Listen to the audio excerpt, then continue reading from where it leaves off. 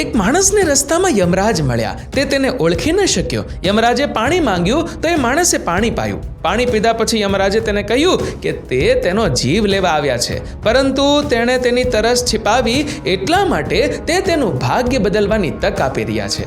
આટલું કહીને યમરાજે તેને એક ડાયરી આપી અને કહ્યું, આ ડાયરીમાં જે લખીશ તે સાચું થઈ જશે, પરંતુ યાદ રાખ, તારી પાસે ફક્ત 5 મિનિટ છે.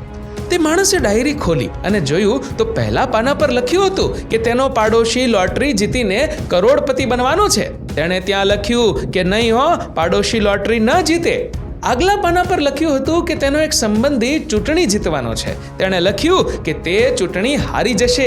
તે પાના ઉલટાવતો રહ્યો અને છેલ્લે એને પોતાનું પાનું દેખાયું. જેવી તેણે કંઈક લખવા માટે પોતાની પેન ઉપાડી, યમરાજે તેના હાથમાંથી ડાયરી લઈ લીધી અને કહ્યું, સમય સમાપ્ત, તારી 5 મિનિટ પૂરી થઈ ગઈ. હવે કંઈ થશે નહીં. તે તારો પૂરો સમય બીજાઓને નુકસાન પહોંચાડવામાં જ કાઢી નાખ્યો. તારા વિશે ના વિચાર્યું અને હવે તારો અંત નિશ્ચિત છે.